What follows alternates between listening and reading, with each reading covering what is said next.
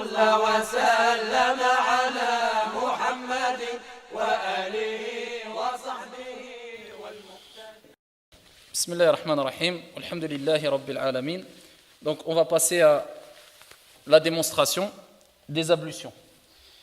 Donc la première des choses à prendre en considération, c'est les mérites des ablutions. Le prophète alayhi salatu wassalam, il dit dans un hadith rapporté par Muslim, Man tawadda'a fa ahsana al-wudu' kharajat khatayahu min jasadihi hatta takhruja min tahti adfarihi. Celui qui accomplit ses ablutions et qui se perfectionne dans l'accomplissement ou perfectionne ses ablutions, eh bien ses péchés sortiront de son corps au point où ils sortiront de sous ses ongles. Mais le prophète, il a mis une condition, il dit Man tawadda'a fa ahsana al-wudu', celui qui fait ses ablutions et qui accomplit, dans le sens qui accomplit parfaitement, de la meilleure des manières possibles bien sûr, ses ablutions. Le hadith est rapporté par Muslim. Donc il faut avoir cette prise de conscience qu'il est important non seulement de faire le wudu, les ablutions, mais de les faire de la meilleure manière possible. Donc la chose qu'on a là, je vais mettre en application de façon très brève, ici ce qu'on a vu dans les cours détaillés précédents, les cours de jurisprudence, et là c'est les ablutions basées particulièrement bien sûr sur le madhab maliki. Donc ici on commence par citer les actes obligatoires dans les ablutions, et on avait dit fara'idul wudu'i sab'atun. D'accord, il y a 7 actes obligatoires pour que tes ablutions soient correctes. Donc si tu te limites à ces actes obligatoires qu'on va citer, à ce moment-là tes ablutions sont correctes. Ensuite, on a vu les sunan il y a quelques instants, et ce qui relève de al-adab, on va le voir, les bienséances à respecter dans les ablutions, et ce qui relève de al-fada'il, ce qui est méritoire dans les ablutions. Mais ce qui est obligatoire, c'est les 7 choses qu'on a citées. An-niyyatu, l'intention. C'est d'avoir l'intention, d'accord, de sortir de cet état d'impureté, pour entrer dans un état de pureté, pour accomplir par exemple un acte obligatoire qui fait partie des actes obligatoires, as-salah, ou pour adorer Allah Azza wa Jal, ila akhir. Ça, on l'a détaillé. Donc l'intention, et ça c'est une chose qui est obligatoire. On ne doit pas mettre l'intention simplement de se rafraîchir, contrairement à une minorité comme Ind al-Ahnaf qui l'autorise. Mais à la kulli hal, ici, chez la majorité, particulièrement chez les malikites bien sûr, il est important d'avoir l'intention, de mettre l'intention des ablutions. Donc, an-niyyatu. Ensuite, wa ghaslul wajh. D'accord, c'est le fait de laver son visage. Ça, c'est une chose qui va être obligatoire. Khalas, on va laver le visage. Là, on ne parle pas de la bouche et du nez. Non, ça fait partie des sunan. Wa ghaslul wajh. Et ensuite, wa ghaslu al-yadayni ila al-ka'bayn. On va laver les mains jusqu'au ka'bayn. Ça va être les obligatoires. Khalas. Ila al-mirfaqayn, afwan. Ila al-mirfaqayn. Ici, ça, c'est les choses qui sont obligatoires. Ensuite, wa mas'u jami'i ar-ra's. Essuyer l'ensemble de la tête. Je l'ai essuyé une fois, un aller, c'est bon. Khalas. Et ensuite, wa ghaslu ar-rijlayni ila al-ka'bayn. Je lave mes pieds jusqu'au ka'bayn. Khalas. Il me reste quoi? Ad-dalk. On va en parler. Et ici, le fait de frictionner, frotter un peu délicatement le membre. Et ensuite, al-fawr, enchaîner les membres, de sorte qu'on ne laisse pas un espace tellement ici grand que le membre qu'on a lavé précédemment, eh bien, ait eu le temps de sécher. Donc ça, c'est les obligations. Tout le reste, ça fait partie des sunan, des choses recommandées ou fortement recommandées. D'accord? Et les sunan, c'est quoi, on avait dit? De laver la bouche, de laver le nez, al-istinshaq, al-istinthar, le retour quand on a essuyé les pieds, laver les mains quand on commence les ablutions, d'accord? Et ici quoi encore? Les oreilles, essuyer les oreilles, l'intérieur et l'extérieur, ça c'est des choses qui ne sont pas obligatoires, mais qui sont recommandées ou fortement recommandées. Et on va commencer avec des ablutions, Inch'Allah ta'ala, complètes, qui rassemblent les bienséances, qui rassemblent les actes obligatoires et qui rassemblent les actes surérogatoires et les actes méritoires. Ok? Donc là on va commencer par ici, la basmala, bismillah. Bismillah, c'est une chose qui relève des actes méritoires. Parce qu'on avait dit que tout acte, ici qu'on commence, qu'on entreprend, surtout au nom de la religion, qui fait partie de la religion, on dit bismillah. Le ba'ul isti'ana, on cherche assistance auprès d'Allah Azza wa Jal dans ce qu'on va entreprendre en disant bismillah, afin qu'Allah nous facilite et qu'Allah mette al-baraka, la bénédiction dans ce qu'on va entreprendre. Donc on dit bismillah, on commence les ablutions. On lave les mains 3 reprises, à 3 reprises. Cela fait partie, bien sûr, ne fait pas partie des actes obligatoires quand on commence les ablutions. Si tu commences par laver tes mains, eh bien cela ne fait pas partie des actes obligatoires. Mais si tu le fais, c'est afin de te débarrasser des éventuelles saletés, particulièrement si tu te réveil après avoir dormi. Car le prophète alayhi salam dit « Idha stayqadha ahadukum min nawmih » si quelqu'un se lève après avoir dormi, qu'il ne trempe pas sa main dans le récipient avant de les avoir lavés 3 fois, car il ne sait pas sa main où a passé la nuit.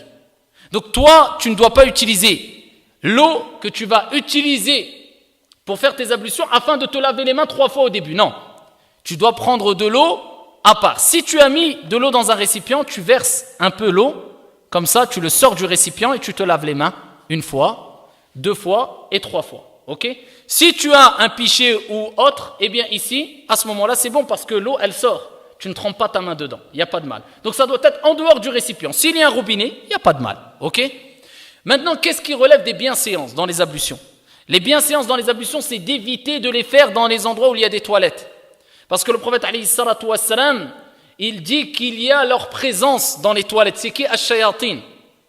Et ici, les savants ont expliqué que le fait de faire les ablutions dans un endroit où il y a des toilettes, où on fait ses besoins, akramakumullah, eh bien cela peut provoquer le fait que shaitan ou shayatin, ils aient plus d'influence sur nous pour provoquer al-waswasa ou bien al-wasawis, les insufflations sataniques. Parce qu'on est dans un endroit où ils sont beaucoup présents. Et donc ici, ce n'est pas interdit, mais c'est déconseillé de le faire. Si on n'a pas le choix, il n'y a pas de mal. Mais c'est mieux d'éviter de le faire dans les toilettes. Si on ne peut pas, il n'y a pas de mal de le faire. Ok? Et bien sûr, c'est mieux et recommandé de dire Bismillah avant d'entrer à ce moment-là dans les toilettes. On est dedans, ok. On est dans un endroit où il y a des toilettes, il n'y a pas de mal, mais le mieux c'est sans toilette. Si maintenant on a un récipient plein d'eau, le récipient est ouvert, ce qui relève de la sunna, eh bien c'est de le mettre à sa droite. Pourquoi? Parce qu'on va utiliser facilement ici le récipient. Donc tu le mets an yaminik sur ta droite. Et ici tu prends de l'eau avec ta main droite et c'est simple. Si le récipient est fermé, comme cela, à ce moment-là le récipient on le met à sa gauche. Pourquoi? Parce que tu vas l'utiliser avec la main gauche et tu vas verser de l'eau sur ta main droite. Parce que ce qui relève de la sunna, c'est de commencer par la droite et d'utiliser la main droite pour les bonnes choses. Donc toi, tu vas le prendre de ta main gauche. Ça dépend. Récipient plein d'eau à droite, récipient fermé ou à gauche. Je dis Bismillah, ce n'est pas obligatoire. Je commence par les mains, ce n'est pas obligatoire. Donc, j'ai dit Bismillah et je commence par les mains. Je prends de l'eau et je lave les mains. 1 fois, 2 fois et 3 fois.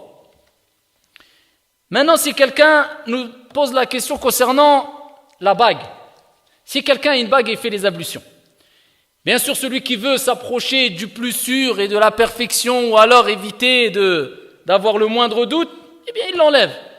Mais al-mashhur 'inda al-malikiyya, il n'y a pas besoin de l'enlever ni de la bouger. D'accord? Pourquoi? Parce que ici, elle cache clairement une partie du corps qui, à la base, doit être touchée par l'eau. Khalas. C'est considéré quelque part comme celui qui a une bande due à une maladie ou bien un plâtre. Donc ça veut dire qu'il doit laver le membre. S'il y a une ouverture, eh bien l'eau pénétrera. S'il n'y a pas d'ouverture, khalas, le membre ou cette partie-là, eh bien est cachée par la bague. Donc ici, la bague fait qu'on n'a pas besoin de l'enlever. Celui qui veut l'enlever, il l'enlève. Mais Indal Maliki n'a pas besoin de l'enlever, on lave directement les mains. Donc à chaque fois, quand on parle de main, on parle d'accord, du bout des doigts jusqu'au poignet. Ok? J'ai lavé 3 fois mes mains. Il me reste quoi? Eh bien le visage. D'accord? Il me reste où? Je commence plutôt par le visage. Le visage, c'est obligatoire. Donc le visage, je vais vous montrer comment on le fait dans l'application, on l'a vu dans la théorie. Mais maintenant, si je veux appliquer les choses qui sont surérogatoires, qui font partie des sunan, dans le visage, je commence par quoi? La bouche. Al-madmada. Al-madmada, c'est une chose qui est surérogatoire. Donc je vais pénétrer de l'eau dans ma bouche et je vais gargariser. Donc je vais pénétrer de l'eau dans la bouche et je vais gargariser afin que l'eau touche toutes les parties de l'intérieur de la bouche et se répande bien partout à l'intérieur de la bouche. Et ce qui relève de la sunna, c'est ce qu'a dit le prophète alayhi salatu wassalam, ce qui relève des bienséances ou des actes méritoires. Al-fada'il. Lawla an ashqa ala ummati la amartuhum bis-siwak ma'a kulli wudu. Ici, le prophète il a recommandé fortement d'utiliser le siwak à chaque ablution.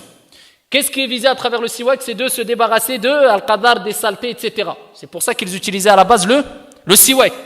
Eh bien ici, on va utiliser le siwak avant ou après le wudu? Avant les ablutions. Donc avant de faire al-madmada, on frotte bien avec le siwak. Et quand les saletés dues au frottement, à l'utilisation du siwak, eh bien se sont un peu répandues dans la bouche, le but c'est de s'en débarrasser. Eh bien là, voilà pourquoi on commence par al-madmada. Et pourquoi on fait al-madmada après le siwak? Parce que quand on va faire pénétrer de l'eau, on va gargariser, on va recracher. Donc il va de soi, et c'est la logique d'utiliser le siwak avant. Si je n'ai pas de siwak, on a dit on utilise le doigt, d'accord? Et on utilise le doigt et on fait pénétrer ici l'eau dans la bouche. Donc je vais faire pénétrer de l'eau dans la bouche et je vais commencer al-madmada de la main droite.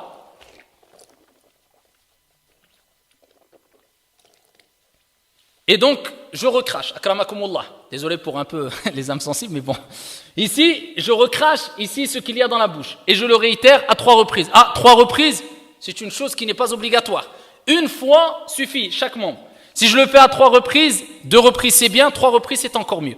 Parce qu'à 3 reprises, on s'assure que ici, tout le membre qui doit être lavé a été lavé. Donc, je réitère une deuxième fois.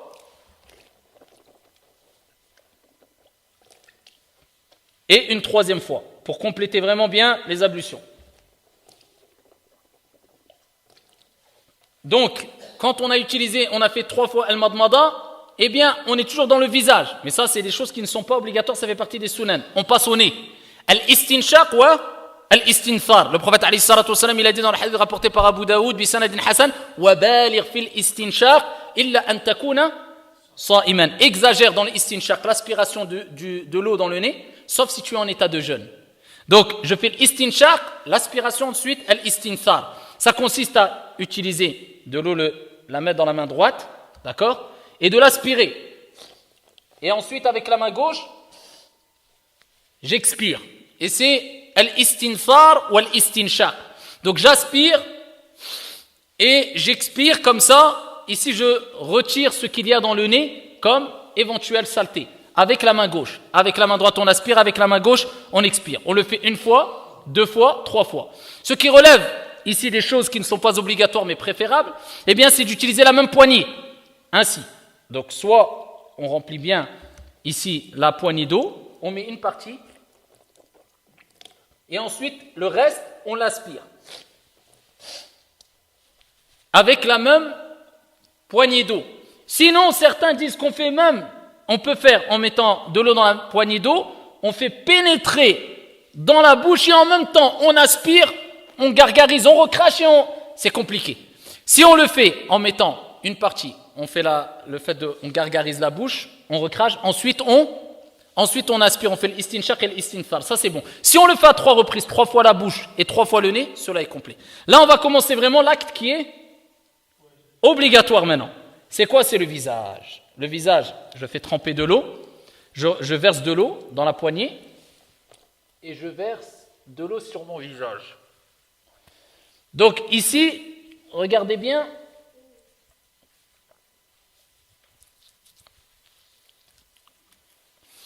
Le visage, quand on verse de l'eau, on a dit al-ghasl, c'est pas le masl.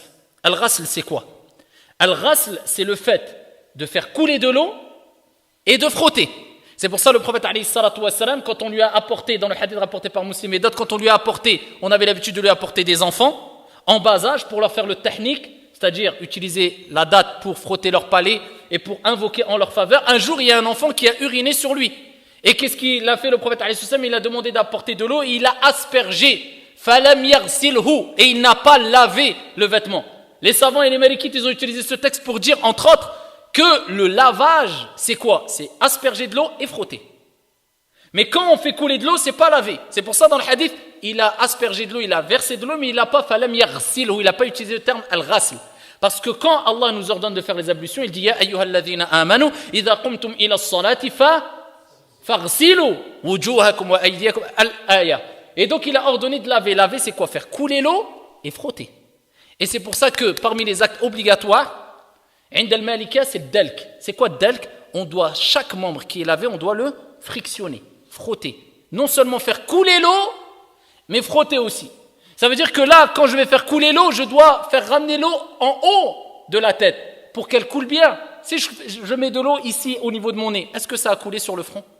Donc je dois prendre de l'eau, non seulement le faire couler et le frotter, mais donc ici je fais en haut de la tête.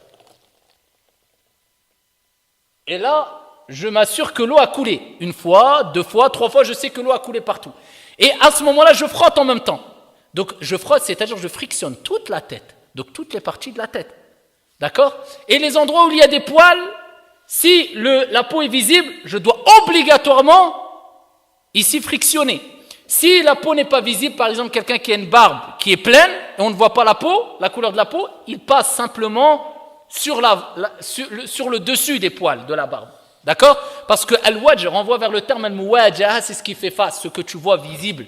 Si la peau n'est pas visible, la couleur de la peau, khalas, tu fais ce qu'il y a ici de visible. On est d'accord? Mais si quelqu'un a une petite barbe et on voit la couleur de la peau, là il doit faire at-takhlil. Et le prophète, comme il rapportait dans Abu Daoud, kana yukhallilu lihyatah.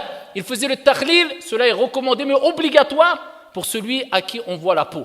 Pareil pour les cils, pareil pour al-anfaqa, c'est les petits poils sous la lèvre inférieure, et pareil pour la barbe. Donc il faut s'assurer de frotter bien là si on voit la couleur de la peau, et la barbe de faire bien le takhlil si on voit la couleur de la peau, sinon ça suffit de passer par-dessus le visage, c'est du haut du front jusqu'à la pointe du menton et d'une oreille et notre oreille. D'accord? Et on frotte comme ça, ainsi. Donc je m'assure de frictionner vraiment toutes les parties du visage. Rapidement, hein, ça ne met pas beaucoup de temps. Hein. Khalas. D'accord? Donc je le fais une fois, 2 fois et à 3 reprises. Je fais une dernière fois.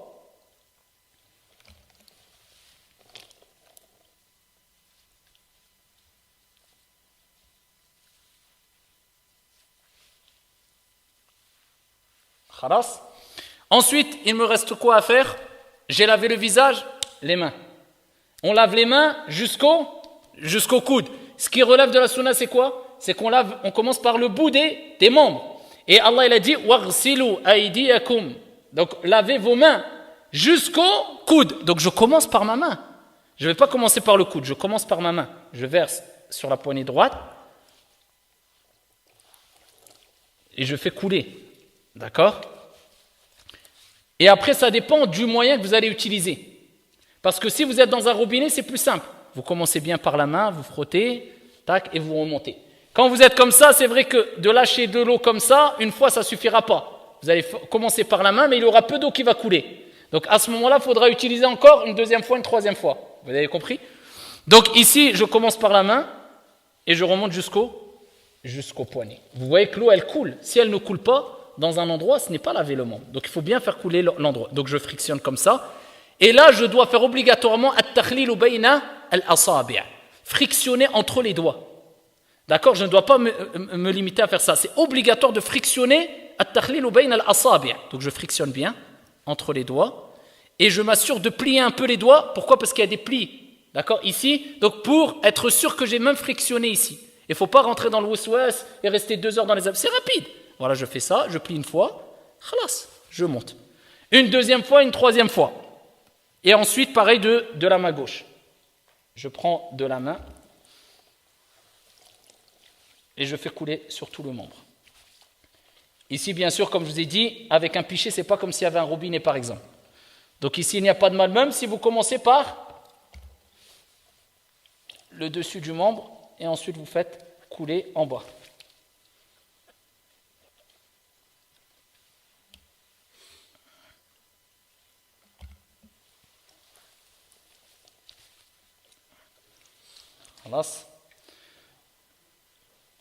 Ensuite, je fais quoi? L'essuie de la tête.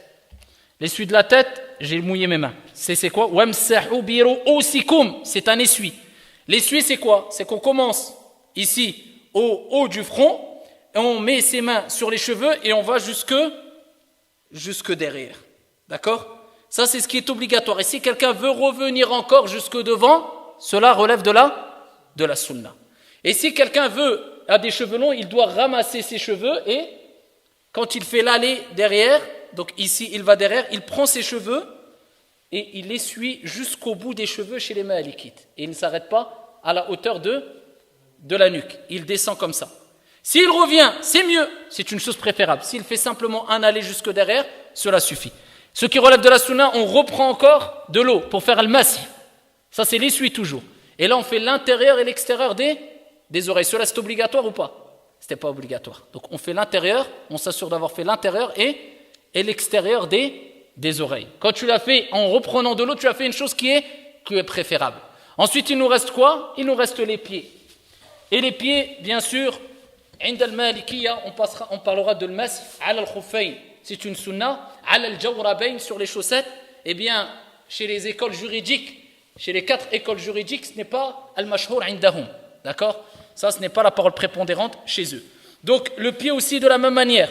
Donc, soit on prend avec la main, ou soit on verse avec le pichet. D'accord? On peut faire couler comme ça de l'eau. D'accord? Sans gaspiller trop d'eau. Et en même temps que je verse, là, je vais essuyer le pied. D'accord? Et ce qui relève de la sunna, on avait dit aussi, c'est at-takhlil bayna al-asabi'. Le fait de faire at-takhlil, c'est de frotter entre les asabi', les doigts des pieds. Ce n'est plus obligatoire, des doigts des pieds. Pourquoi? Parce qu'à la base, ils ne sont pas visibles. Celui qui veut le faire, c'est mieux. Celui qui ne le fait pas, il n'y a pas de mal, mais c'est mieux de le faire. Ce qui relève de la sunna, de le faire avec l'auriculaire. Et on commence par le petit doigt, entre les petits doigts, on monte pour le pied droit jusqu'au pouce. Et ensuite, le pied gauche, on commence entre le pouce et le doigt, et on descend vers le petit doigt. Et si on veut le faire même avec la main droite, il n'y a pas de mal. On écarte un peu les doigts, on frotte un peu et on frotte tout le pied. Voilà.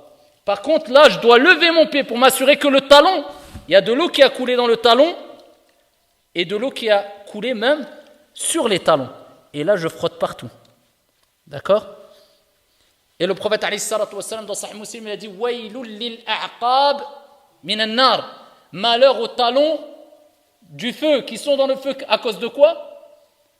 Au fait que certains lavent leurs pieds, mais ils ne s'assurent pas que tout le pied a été lavé. Et al-ghasl et al-mash, c'est pas pareil.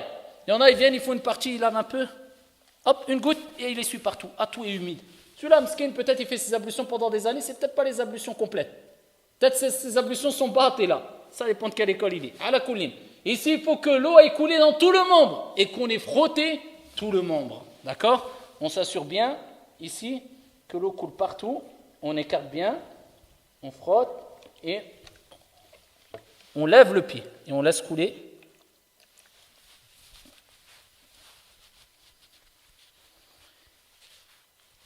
Et bien sûr, il y a des moyens plus simples qui nous permettent, comme maintenant le robinet, on est plus à l'aise, on peut être assis, on peut être à une certaine hauteur et on peut perfectionner mieux ses ablutions. Et quand on a terminé les ablutions, ce qui relève de la sunna, c'est quoi? C'est de faire l'invocation. Toujours rapporté par Muslim. Le prophète alayhi salatu wasallam dit Ma minkum min ahadin yatawadda fayusbiru al-wudu thumma yaqul ashhadu an la ilaha illa Allah wahdahu la sharika lah wa ashhadu anna Muhammadan abduhu wa rasuluh illa futihat lahu abwab al-jannati ath-thamaniyah yadkhulu min ayyiha sha'. Il n'y a pas une personne d'entre vous qui fait ses ablutions fayusbiru al-wudu, la condition qu'il accomplisse complètement bien ses ablutions sans qu'Allah Jalla wa Ala n'ouvre pour lui les 8 portes du paradis. Il pourra entrer par n'importe quelle porte de ces portes du paradis. Les ulama, ils ont expliqué, Allah lui facilitera l'entrée au paradis par n'importe quelle porte. Donc on commence avec un hadith de Muslim où le prophète dit fa ahsana al-wudu.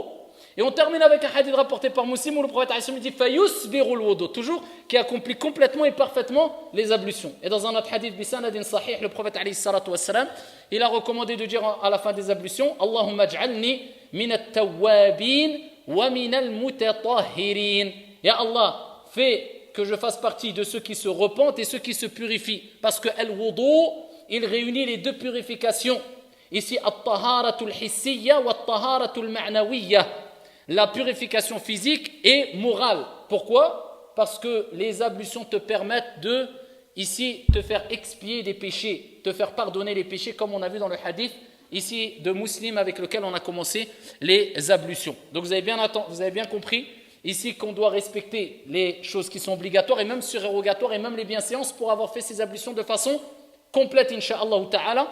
Et je rappelle que ad-dalk, inda al-malikiyya, ça fait partie des obligations, donc frotter à chaque fois bien le membre délicatement, et ça c'est al-mashhur inda al-malikiyya, et on a donné les preuves et l'explication, c'est quoi al-ghasl, vraiment laver.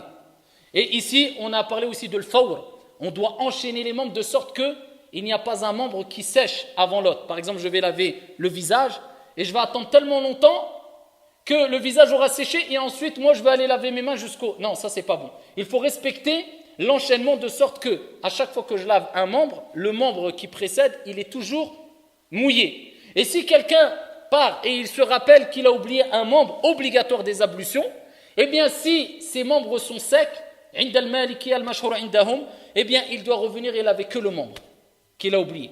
Si ses membres sont encore mouillés, il lave le membre qu'il a oublié et il reprend la succession et relave les membres qui suivent. Ça, c'est de façon très brève l'application de la théorie de quelques cours qu'on a vus sur les ablutions. Et à la suite des cours, on va voir ici al-ghasl, donc comment on va faire al-ghusl, ghusl yawm al-jumu'ah, le lavage du jour du vendredi, et les détails, on va continuer bi'idhnillah azza wa jal petit à petit. Wa billahi tawfiq, wa barakallahu fina wa fikum, walhamdulillahi rabbil alamin. وتحصل الطهارة بما من التغير بشيء سليما إذا تغير بنجس طرح أو طاهر لعادة قد صلح